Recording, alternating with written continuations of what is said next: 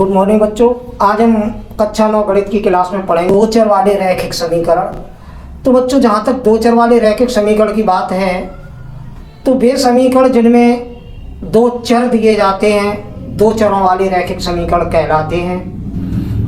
तो दो चरों वाले रैखिक समीकरण में हम पढ़ेंगे आज प्रश्नावली 4.1।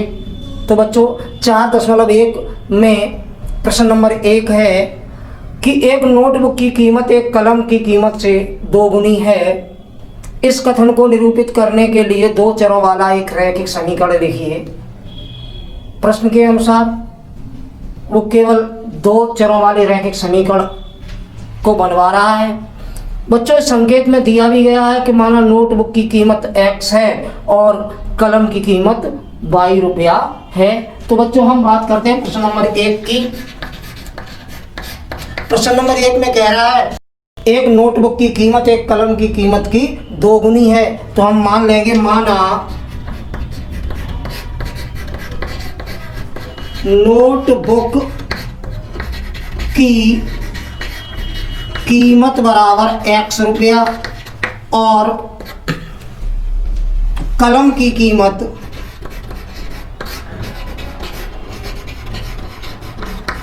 बराबर ₹22।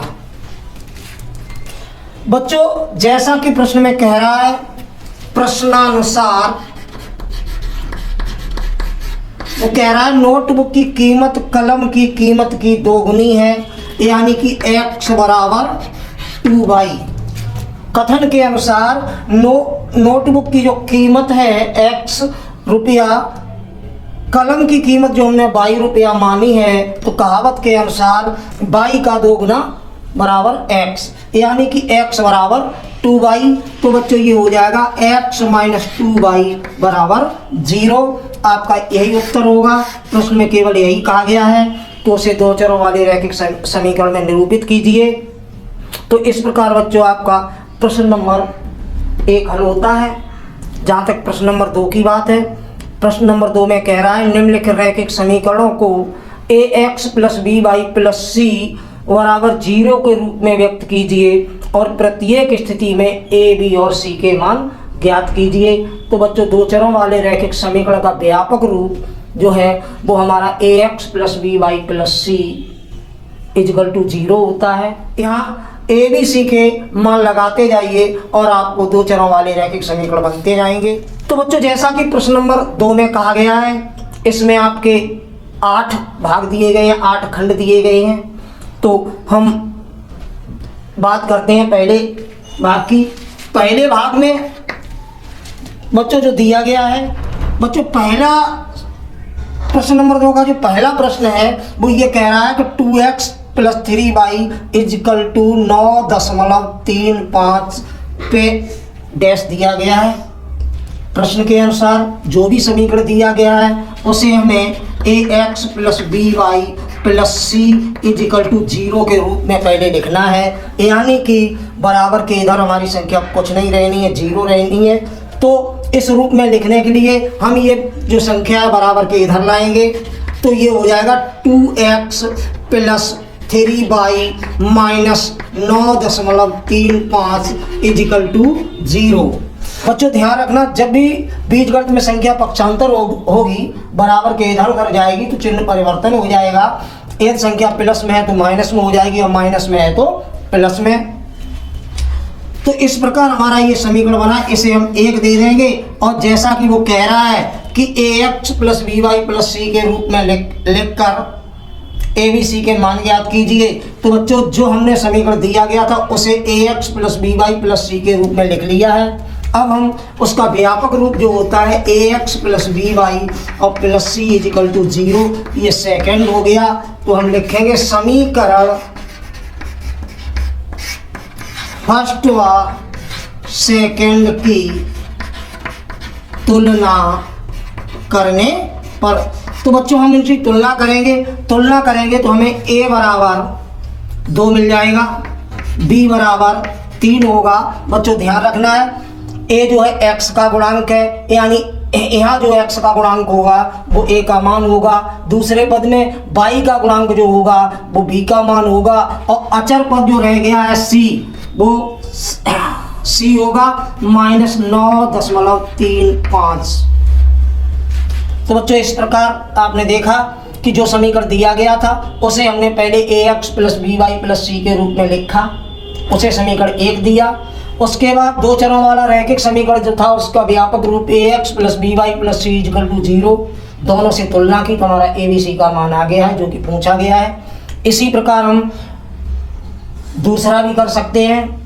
बच्चों प्रश्न नंबर 2 में दूसरे भाग में दे रहा है कि x - y/5 - 10 = 0। तो बच्चों ये हमारा पहले से ही ax + by + c के रूप में लिखा है, यानी कि बराबर के इधर 0 है तो इसे हम समीकरण 1 दे देंगे। और दूसरा जो है दो चरों वाले रैखिक समीकरण का जो व्यापक रूप हुआ करता है ax + by + c = 0 लिखकर आगे लिखेंगे कि समीकरण फर्स्ट व सेकंड की तुलना करने पर।